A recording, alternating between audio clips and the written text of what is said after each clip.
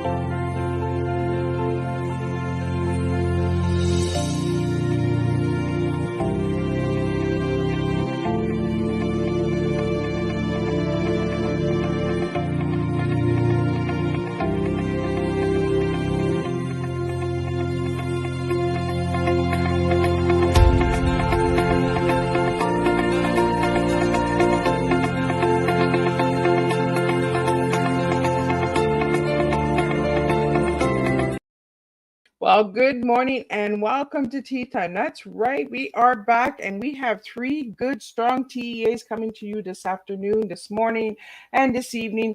And don't forget, this evening's Tea Time will be at 5:30 p.m. Eastern Standard Time instead of 7 p.m. because Bob is back to work. As we know, the strike is over with some of the actors in that. So we'll get into Bob's Tea Time a little later this evening. But this morning, I have the incredible John Callas joining me. He's a veteran Hollywood writer, director, producer, author, and filmmaker, and he is a man who speaks truth. So this morning, this tea time will be triggering. So I want everyone to understand that if it is too much, I will not be offended if it's too much and you have to come for a different tea time. So let's get the disclaimer out there. Let me give you a little bit on John, and then if you want to know the full amount of John, you can check out his website. That'll be posted during the live tea time. Go and check out Miss Liz's YouTube channel. Give that a quick subscribe and share this tea time because today's tea time will be making a difference. We'll be sharing and saving a life. So until we get started, here's the disclaimer for Miss Liz's tea time live shows. Miss Liz myself is going live using StreamYard. Before leaving a comment, please grant StreamYard permission to see your name at StreamYard.com.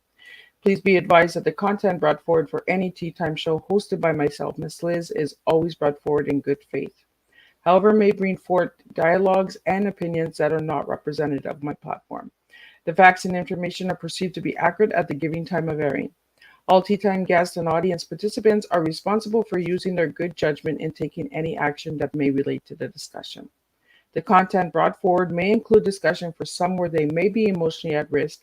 It's significant to know that the show is engaging in discussion forums only to offer and inspire awareness and connection and is not providing therapeutical advice.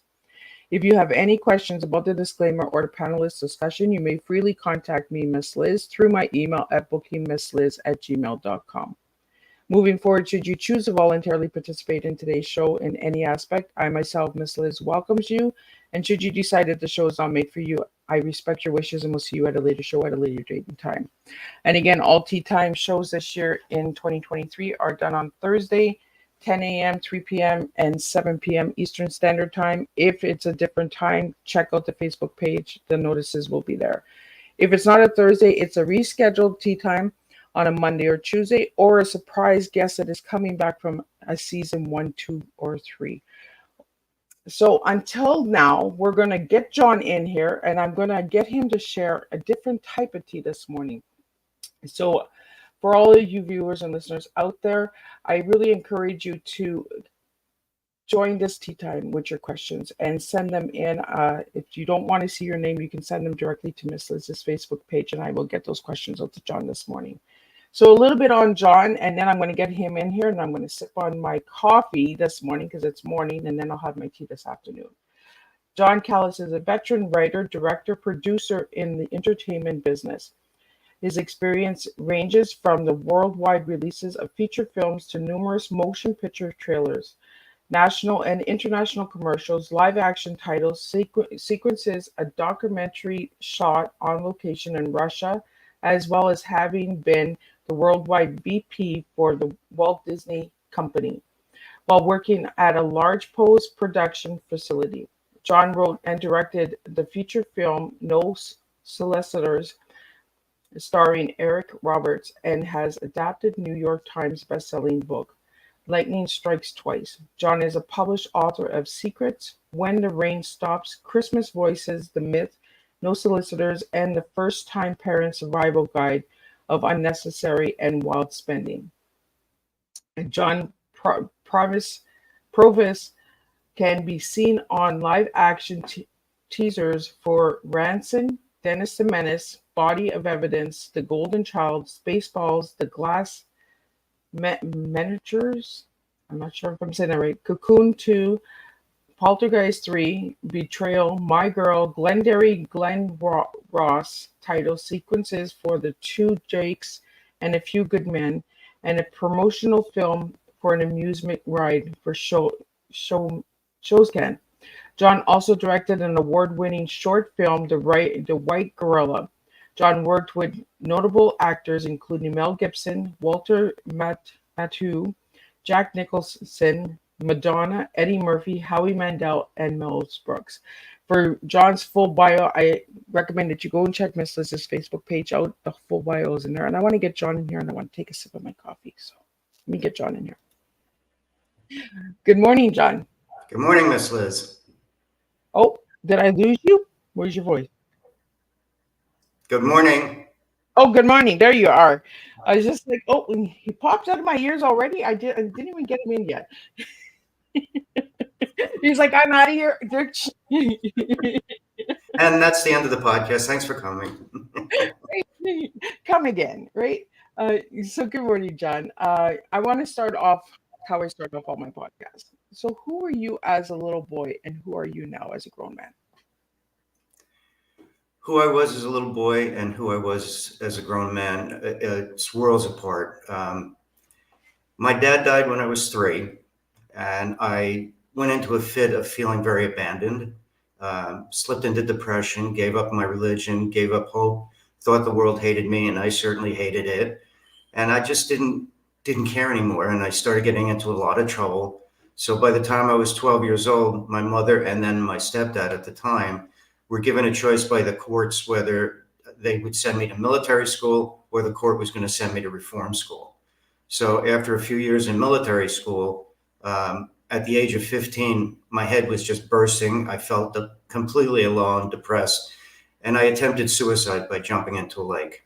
And it was at that moment I realized there has to be something more to life than this. I read that in your book, The Suicide Attempt, and that. But John, I want to take you back until you were the age of 12, the train ride. I want to get into the train ride. And for anybody who doesn't know what book I'm talking about, it's the When the Rain Stops. Check it out. John Callas is there. Go to his website. It's on the screen. But John, I want to get into the train ride at the age of 12.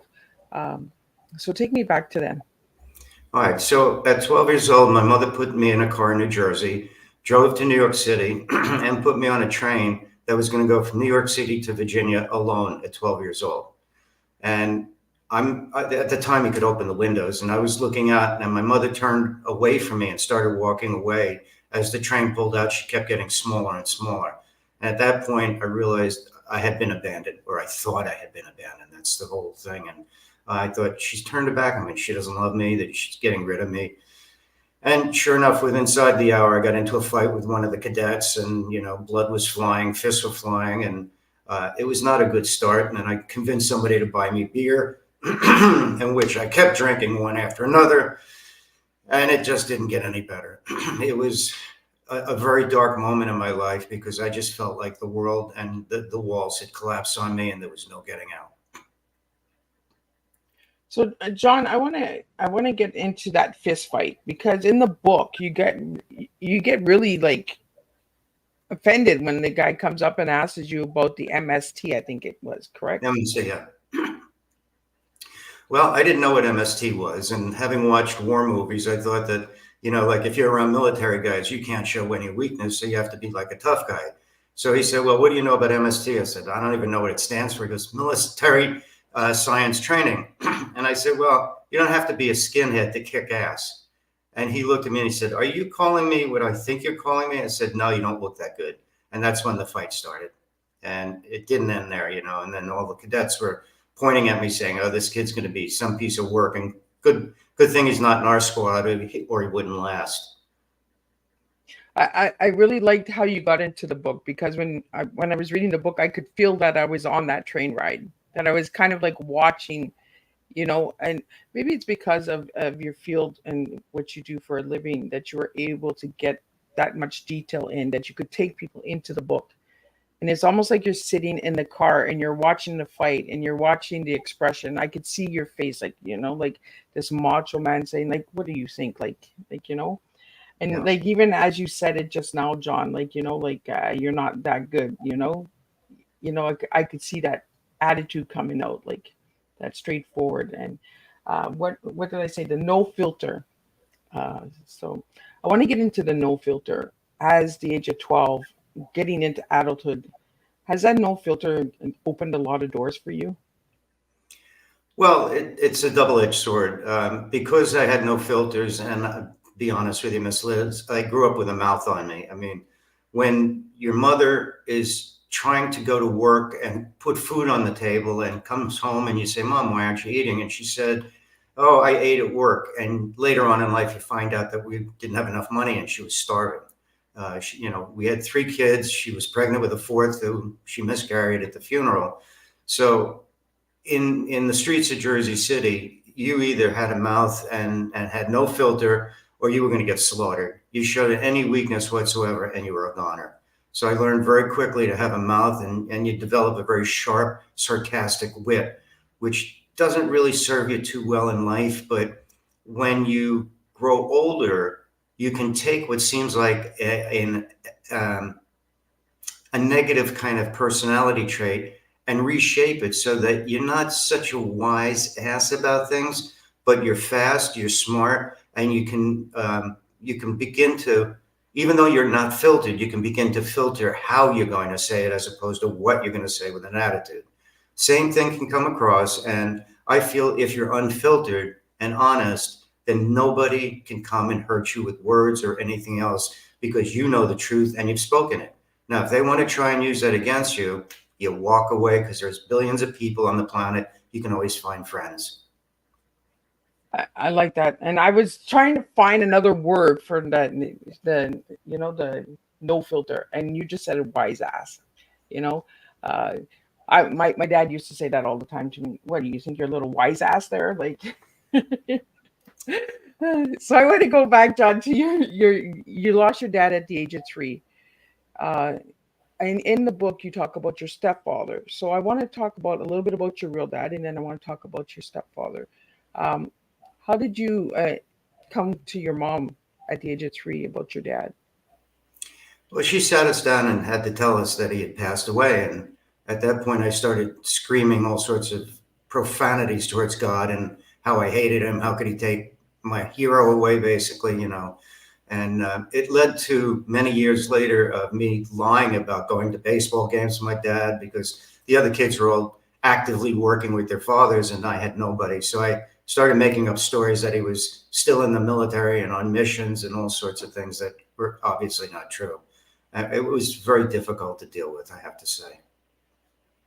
So when did the stepfather come into picture? I came in when I was around 12 years old.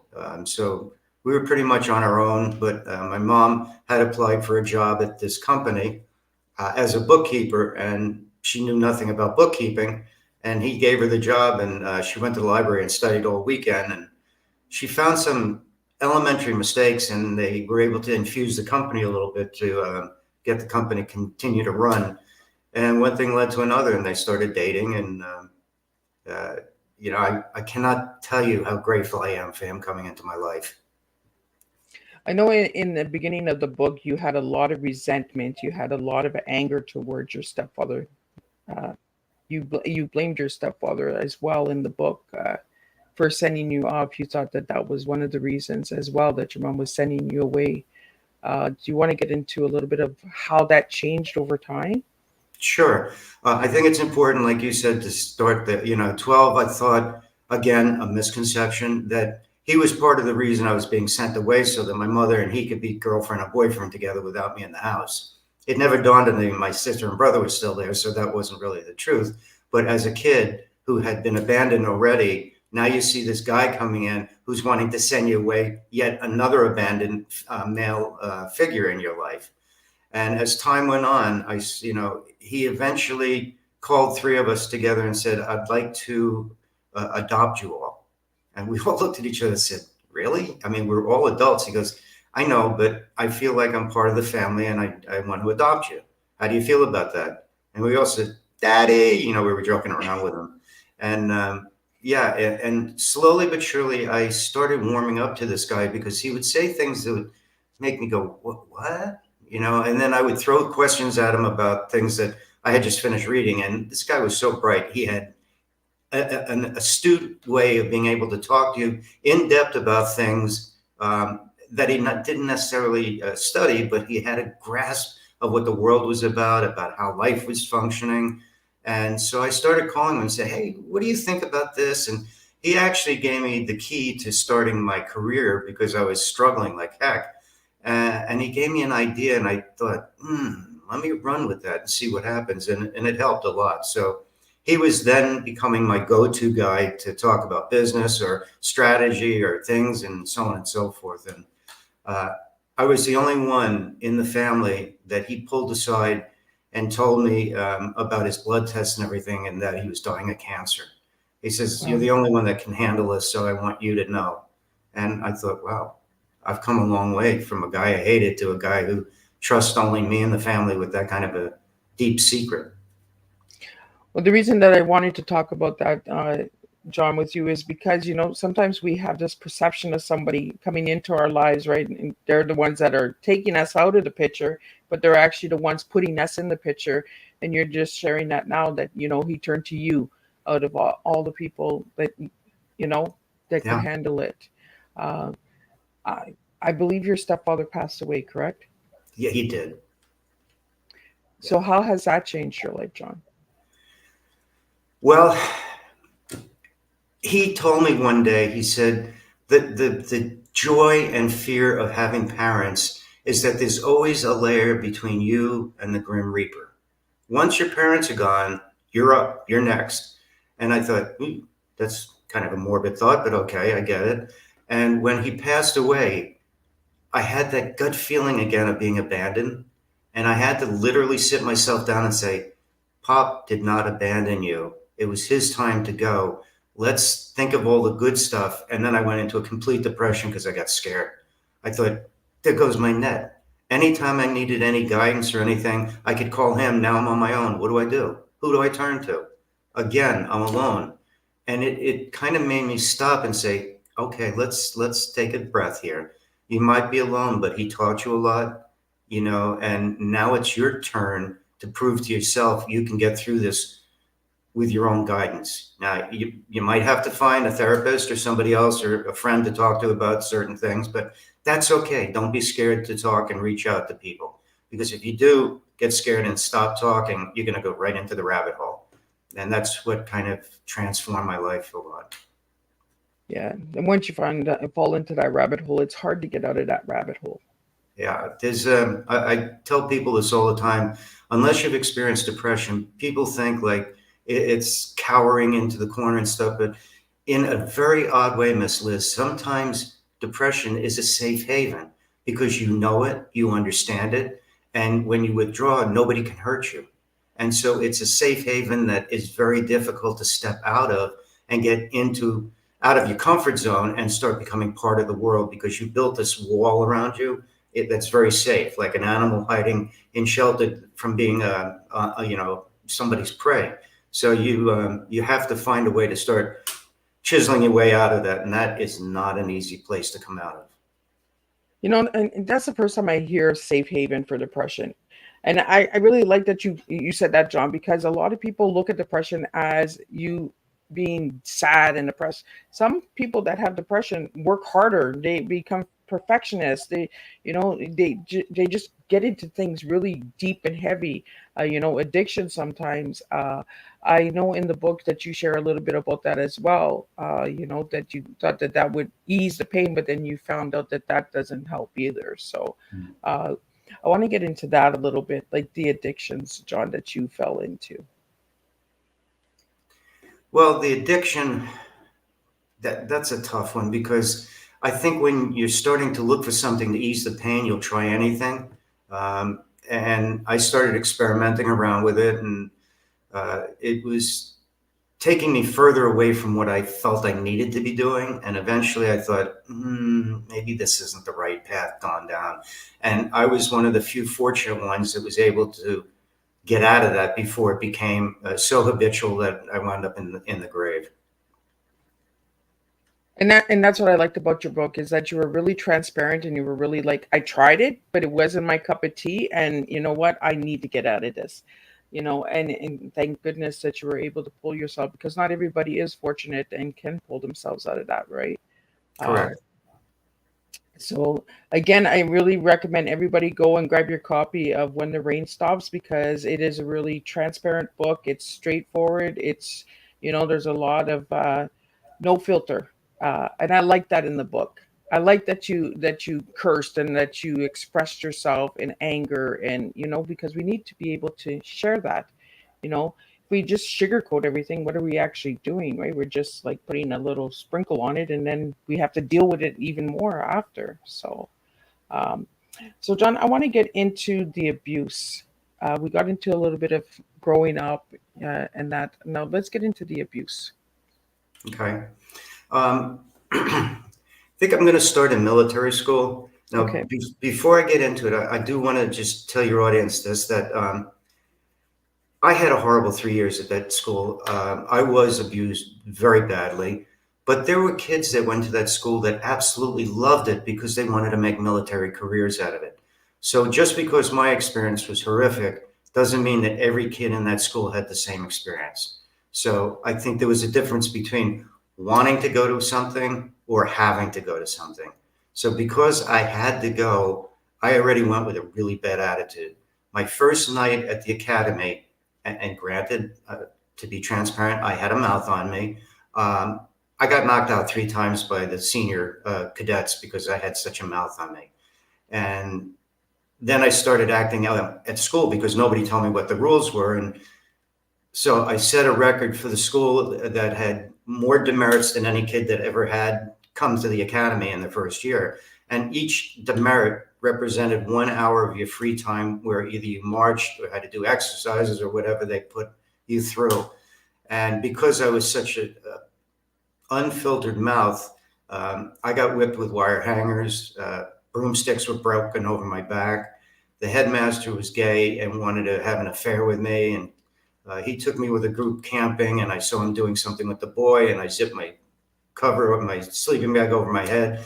And after that, I couldn't put up with him. And he pulled me in his office and said, I hear you're having some fun with a boy after everything I've done with you. I said, I don't know who told you that, but that's not true. I'm not having that's not my thing. And so he made me pull my pants down and he hit me with a paddle on my butt until he thought he was going to get me to confess that I was having an affair with one of the boys. And I would have bled to death before I said that because it wasn't true. Now, that left a really horrible taste in my mouth for the gay community for a really, really long time until my sister's friend who was gay took me to a club and I had a whole different experience of the gay people. They weren't gay. They were just people. And this gay guy sat next to me and asked me to dance. I said, I don't think so. And he laughed and he said, you're straight, aren't you? I said, straight as an arrow. And he sat there for about an hour with me and we just had the greatest conversation.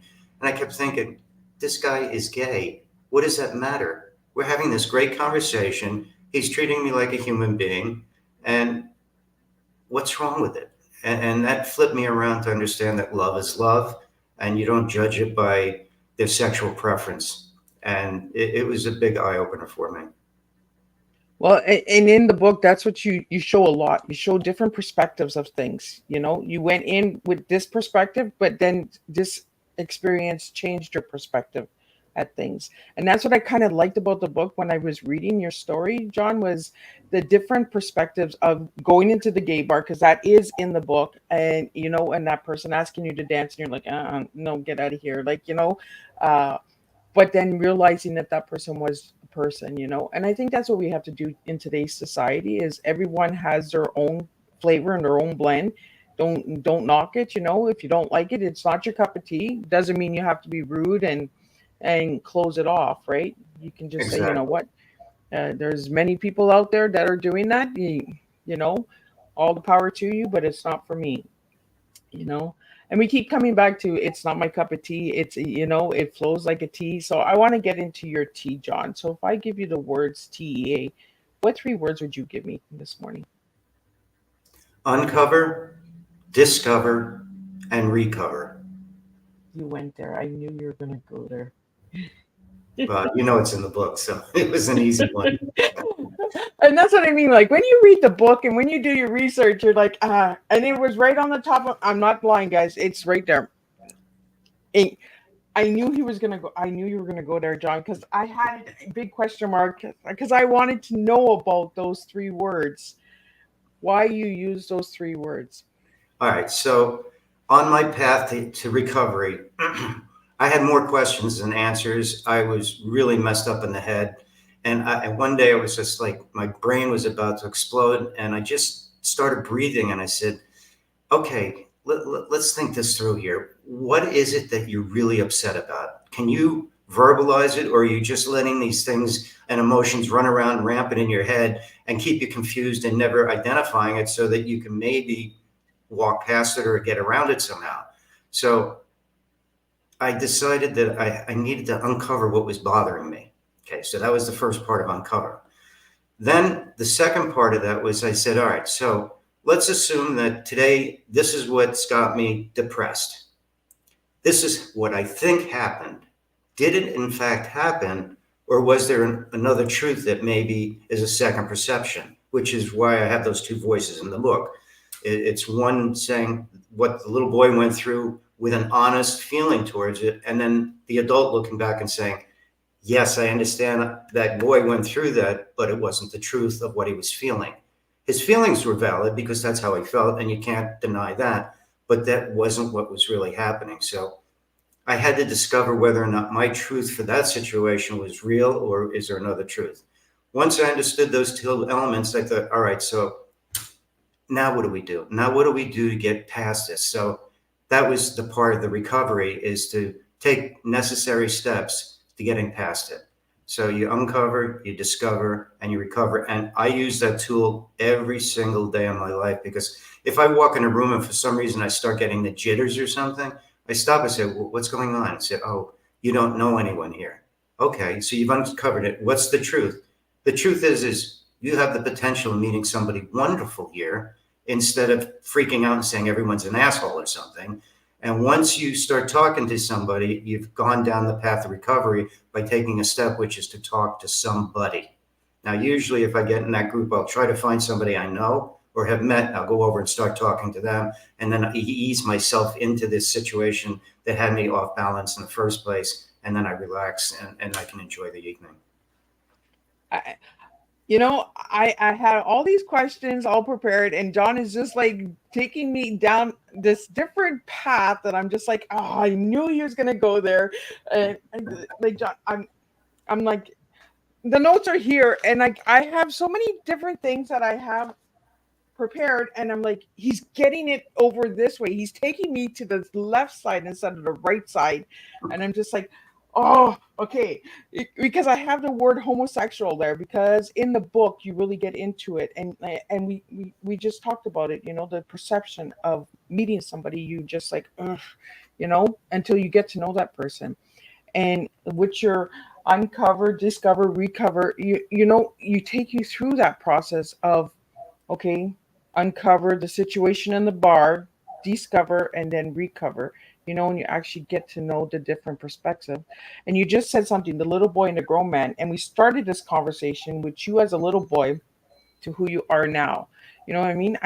This flow of tea is just like, I'm just like, oh, he's taking me here. Okay, I got to go this way now. Like, you know, uh, I prepare myself like, but I'm just like, oh, like, okay, let's go there.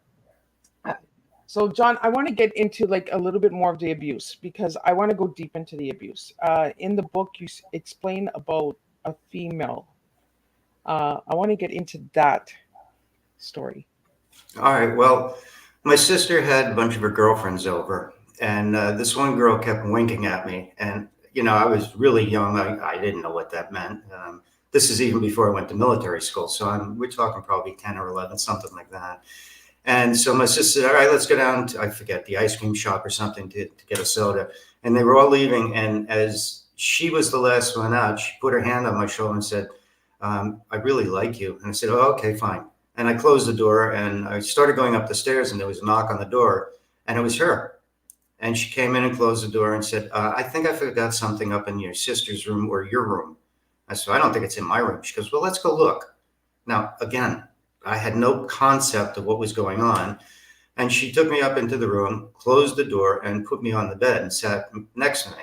She goes, do you like me? I said, well, what's not to like? And she goes, do you think I'm pretty? Now I'm starting to get very uncomfortable because no skills with women. It's like, oh boy, I don't know what's going on here. And she started undoing her blouse and then pushed me down on the bed and sat on me and took her blouse off and her bra and put my hands on her breasts. And I said, I don't want to do this. She goes, why? Aren't you a man? And see, that's where a lot of people think that men can't be raped.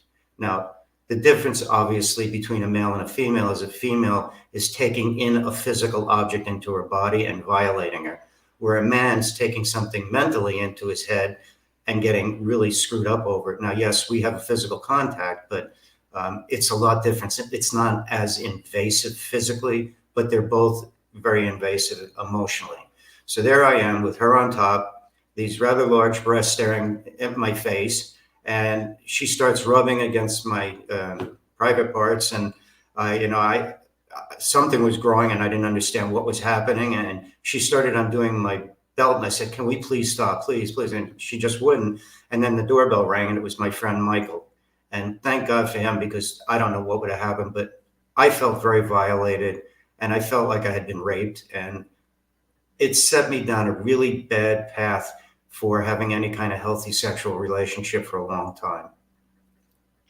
And that's why I wanted to get into it, John. And I really want to thank you because you are a voice for many men out there that are listening. I have a lot of older men that listen to Tea Time.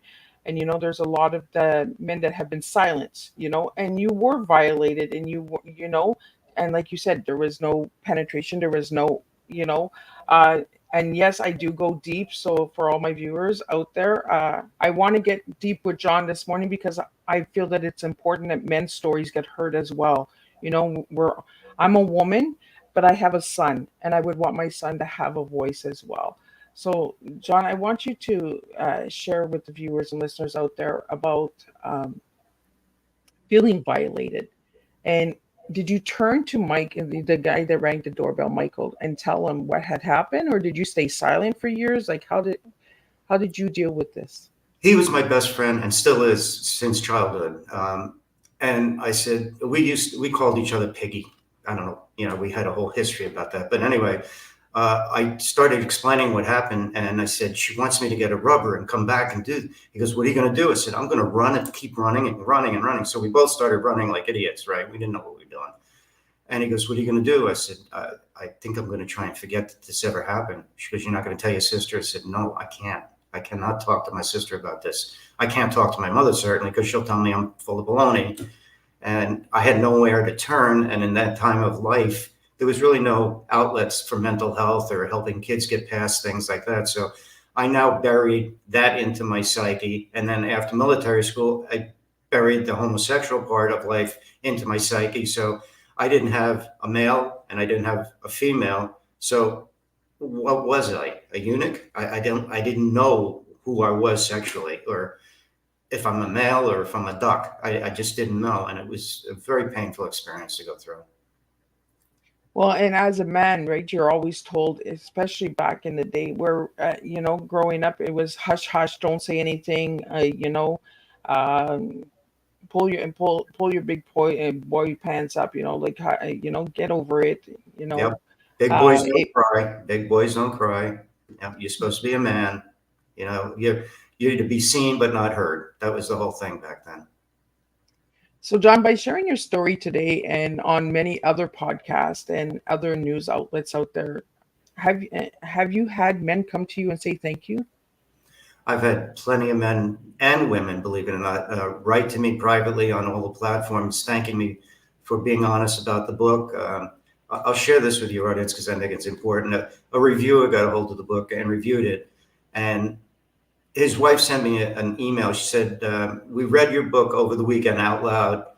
And then he went over to the phone and picked up the telephone and called his mother, who he hadn't spoken with for over 10 years. And because of your book, she is now back in his life. And that I just burst out crying. When I read that, I thought, wow, if that helps somebody that to that degree, I have a successful book here. That's what it was all about for me. I wanted people to find ways to regroup part of their life, recover part of their lives, and find the essential thing that is it's a myth about learn to forgive others for what you think they did. No. When I stopped doing that, I realized the only person I had to forgive was myself because everything in front of me was because of me and my actions and how I dealt with life. And if I was going to change that, I needed to forgive myself for a lot of things. And it transformed a lot of my relationships, my mother and I, and it was a really good awareness moment. I want to get into that, John, because of being violated by a woman and because you felt abandoned by your mom at the age of 12. How is your relationship with women? Now it's fantastic. I can't get enough of them. I love every bit of them. Uh, Fortunately, I have a wife of 32 years that's very secure. So when I start talking to women, she doesn't get crazy or jealous or anything because she knows I just enjoy talking to people. And anyone around me, I'll start talking to because I'm very curious about the world. I'm curious about what people do. I'm interested in their lives. I'm not looking for anything from them. So it's just really good to explore that kind of thing. Uh, I trust women now where after my first marriage, I didn't trust a single woman on the planet. I just, and then I started realizing again, I wasn't trusting myself because of the bad relationship I had. I thought, well, I don't know how to make a judgment of who's a good woman, who isn't, what's right for me, what isn't right for me. And you start mind games with your head, and pretty soon you just don't trust anybody. And I had to get seriously out of that. And it was not an easy path. And so I decided to date three women, be transparent with them, tell them I was having sexual relationships with them, and that I wasn't prepared to just like fall in love right away. And then Linda came into my life.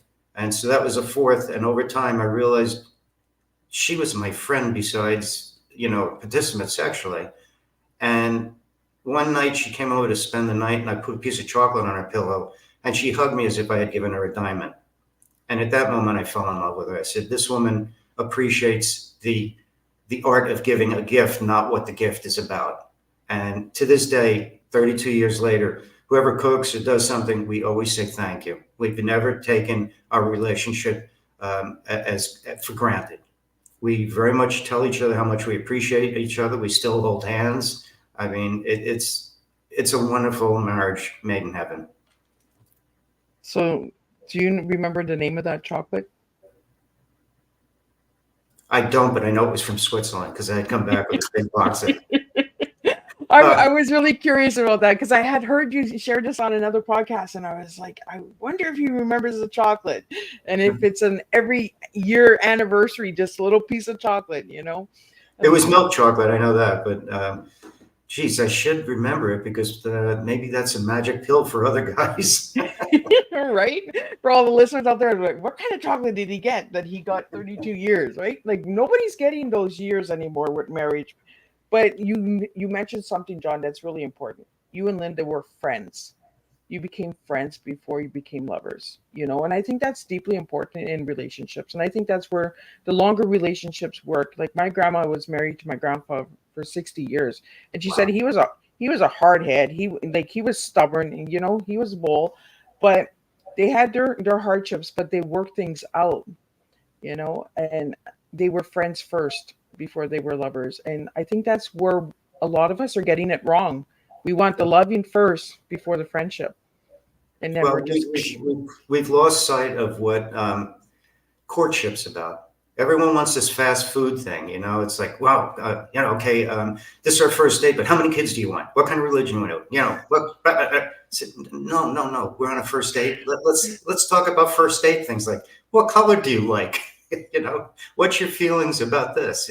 And don't be afraid to court. It's a really good thing. Now, I'm going to tell you and your audience something that I found incredibly valuable for me is because we started out as friends. Occasionally, if we get into a big fight as man and woman, husband and wife, one of us will stop and say, hold on, I don't want my spouse right now. I need my friend. I need my friend to come out and talk to me because I'm lost in this conversation. It's a very uncomfortable conversation, one we have to have, but I don't want to have it with my wife because it's too hot of a spot. I need my friend to talk to and get a perspective. And for some reason, that really works for us because then we calm down and we can talk civilly. Now, if we can't, one of us will also say, I'm getting really triggered here. I need some space away from this to think about it. How about if we do this in 24 hours? And we both have agreed, no matter how much we want to, no, I want it now. We will stop and say, okay. And usually within 24 hours, for me, I'll speak for myself, not the world out there. It gave me enough time to process and see where I was a participant in and where I needed to make the corrections and or an apology or whatever I thought was necessary. And that's been a really valuable lesson for me. well. It's like I like that you can call your friend. It's like that. What was it? There was a game show that was on TV for the longest time. Every Yeah. dial a friend. Helpline, right? Yeah, right. And I was just like, I like that. But when you don't make that friendship first, who do you call, right? Well, you got to call Michael, or you got to call you got to call somebody else, and then somebody else is in this situation, and it's only between the two yous. But now you got the third, the fourth, the fifth, the sixth, and I think that's where we have a lot of dysfunction in the world today. Is we're calling that second, third, fourth, fifth, sixth. And then we have the whole group involved, and everybody's giving us all different perspectives, and then the person that we're actually having the problem with doesn't get resolved because everybody else is in there, right? You said a mouthful because the only two people that'll ever resolve a problem are the two people having the problem. Don't listen to your friends. Don't listen to just you. They're going to be uncomfortable conversations. There's no doubt. That's just life. Yeah. If you don't learn to have them, you'll be divorced. I promise you. Yeah. I'm really enjoying this conversation because there's a lot of keys that I'm learning too, and a couple new doors that you have to open. You got to get that locksmith in there and change the lock sometimes and try a new key and see if that works. So I want to thank you for that, John. Oh, you're welcome. I want to get into now the movies and how you got into all of that because you were in military school. You came from the ghetto. How did you get to Hollywood? Boy, that's a long journey, and I'll try to keep it very short. I started out college as a chemistry major because I wanted to cure cancer because that's what my dad died of. And I was on a mission to do that. And after being in class for a while, my teacher said, John, take a walk with me. I said, okay. And we're walking, goes, why are you in my class? I said, why are you asking? He said, well, you do 3-hour labs in 45 minutes and you get them right. You do tests and you get A's. You're really a good student at this, but I want to know why you're in chemistry. I lowered my head and I told him the story, and he goes, I thought it was something like that. It's admirable, but John, you're not the guy with the pocket holders with the pens in it. It's just not your personality. I've already talked to the dean of admissions, and you're no longer in my class. You got to go find yourself. I said, wait, you just told me I'm an A student and you're throwing me out of class? He goes, you're probably not ready to hear this, but you need to go find yourself because I see an artist in you, not a chemist. So I sat down on the lawn and I'm sitting there completely lost going, I don't know what just happened. And my African-American friend, Liz, comes over and says, what are you doing? And I told her the story. She goes, oh, I thought you were a great student. So finish the story. And she said, well, can you help me if you're free? Now I'm thinking she wants me to help her move furniture or something, And I said, yeah, of course, Liz. And she takes me into the theater. I said, what are we doing here? And she goes, I need somebody to just read lines. I said, I'm not an actor. She goes, you don't have to be an actor. Just read them naturally. I said, oh, Liz, I'm going to choke you for this. So I get on stage and I start reading. And about an hour in, I looked at my watch. I said, excuse me, Mr. Director, I've got to go because I have homework. And he goes, you can't leave a rehearsal. And I went, what? And I look at Liz and I go, and she had this big smile on her face. And he goes, yeah, you're the lead in this. I said, no, I'm not the lead in this play. I don't know what I'm doing. They said, no, you're doing great. And then the whole cast came around me and said, no, you're doing really great. This is your first time on a stage. I said, and my last, if I can help it. But that didn't work out. And so I did the play. And then a year later, I wrote my first play that was performed for parent-teacher conference. And then I went off to Colorado, and I got involved in a program called the University Without Walls, which were for kids that knew what they wanted to do. So, and then my teacher got me involved in the local theater down there, so I didn't have to go to class anymore. And then I became part of the Denver Lyric Opera, where I played interludes and preludes on my sitar and all sorts of fun stuff. And then I came out to California to do my master's degree in directing. And during my thesis, I was in a cafe having dinner, and I looked over and there was a guy dressed in pure white, and everyone's laughing and pointing at him. And he caught my eye, I caught his, and I kind of nodded in terms of saying hi. And I went back to work, and he came and sat next to me and asked me what I was doing. So I told him, I was doing my master's and I had to perform this play. I had to direct it and everything. He said, hey, can I come watch it? I said, yeah, sure, why not? Now, back then, I was not into, hi, what's your name? What do you do for a living? How can you help me? It was, again, I was just being a friend to a friend. Yep. About 6-7 months later, I said, hey, by the way, John, what do you do for a living? He goes, oh, I'm an art director in the film business. I went, no kidding, really? He says, why, are you interested? I said, well, yeah, theater I love, but it's not where I want to be. I want to be in film, because I took a short film class with a world-famous documentarian and fell in love with it. He goes, well, let me see what I can do. I'll see if I can get you on a set one day. I said, okay. 3 o'clock in the morning, he calls me, he says, get dressed and come and pick you up. So he put me on the set and he said, you stand here. If anyone bothers you, tell them you're my guest and they'll leave you alone.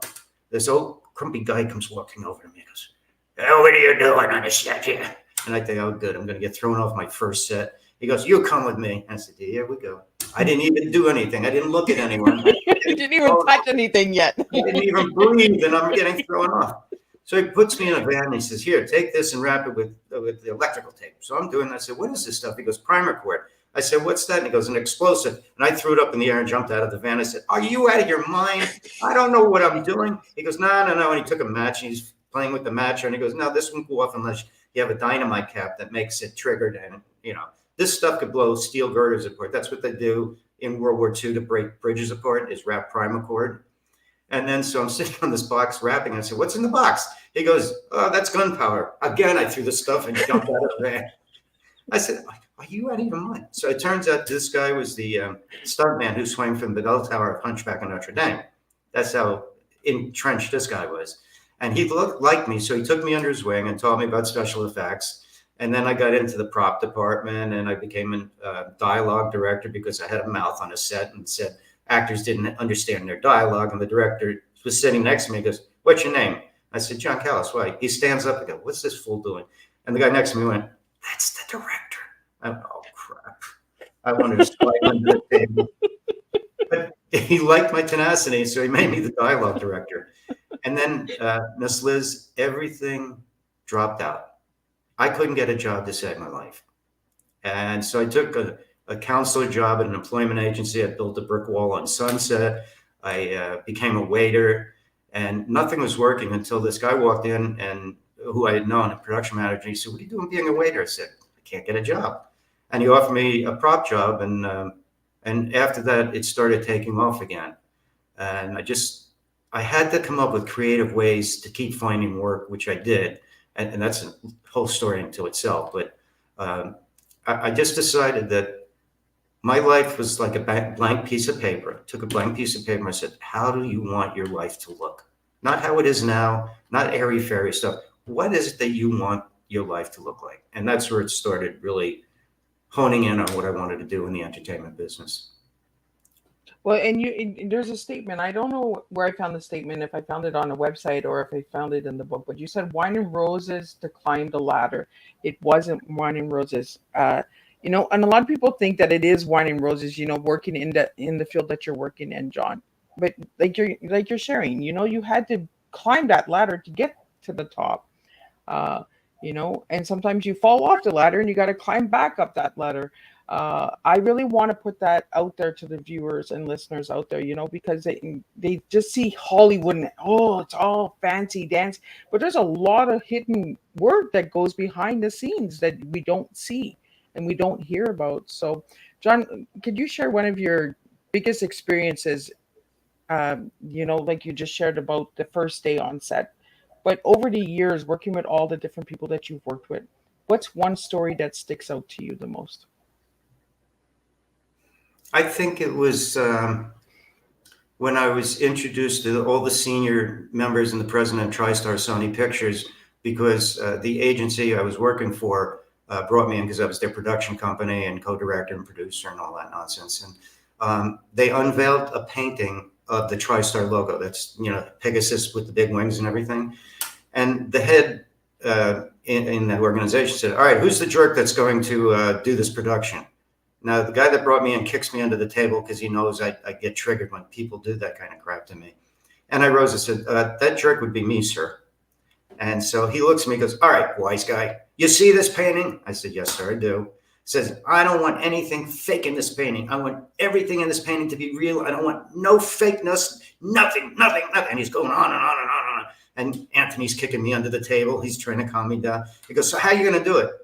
And everyone in the room's looking at me. I said, well, I guess I better find a flying horse because you don't want anything fake. And the whole room cracks up laughing. And this guy looks and goes, very funny, smart ass. Okay, other than the flying horse, how are you going to do it?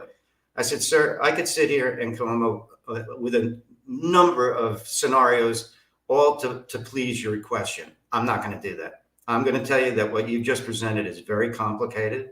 It's going to take some thinking. I don't have an answer for you, but I will. And just give me some time. I'll put a budget together. I'll hand it to Anthony, and he can talk to you about it. And he looks and goes, I like your answer. I like you aren't going to try and BS me. I said, I can't because I don't know what to BS about.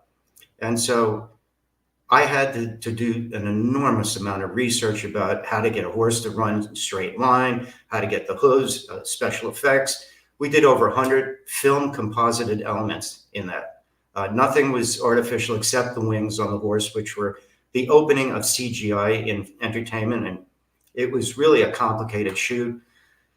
And then I get a call from Anthony. He says, come down the editing room. We're having troubles. So I ran down there and I said, what's the problem? He says, look at this. And I'm looking at it. And he goes, we've had experts in, birds and everything. And they say the wings are moving exactly like a bird. It's geometrically all perfect, but it doesn't look right. And we can't figure it out. And I'm smiling. He goes, okay, what's up? I said, I know exactly what the problem is. He said, what's the problem? I said, birds go like this, right? He says, yeah. I said, that's what you got with the horse, right? He goes, yeah.